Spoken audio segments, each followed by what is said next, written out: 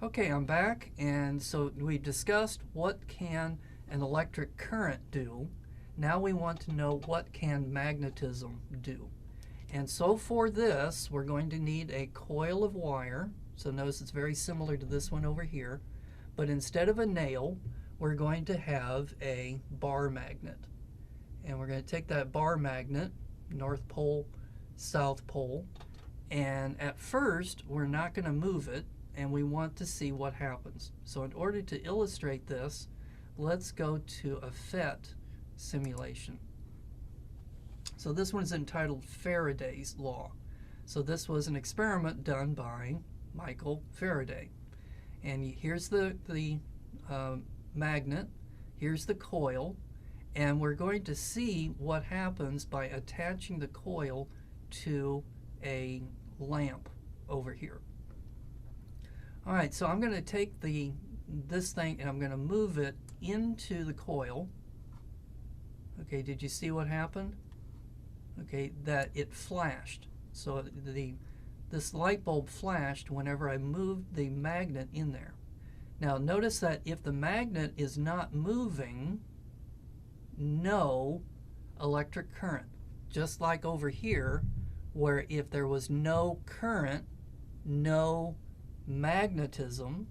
Over here, if there is no moving magnet, no current is going to be produced.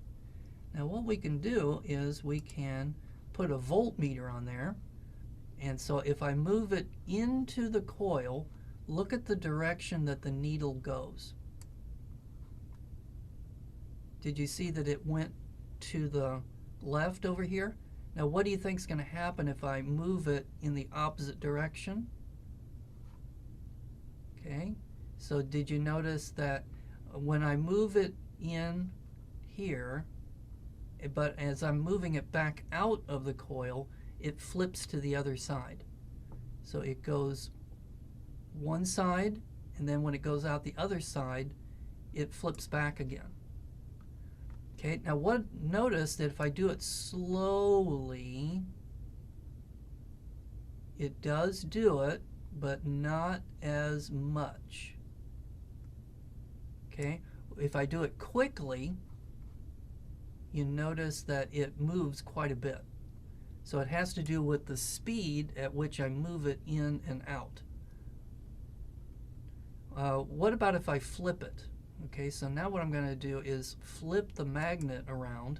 So this side is the south side and this side's the north. So notice what happens to the needle this time. So notice that when I moved it in, this time it went to this side first, and then it went to this side over here. Now if I was to do this constantly, what kind of current would I be creating? So notice that it gets big and it gets small and it gets big and it gets small again. I would be making AC current. So I'm making AC current when I do this.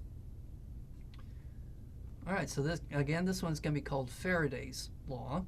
And so this time, this is going to show that a changing magnetic field is going to produce an electric field. So, and again, the electric field is going to make an electric current. Magnetism can make electricity, and then electricity can make magnetism. So that's what we've learned so far. All right, so let me get rid of this.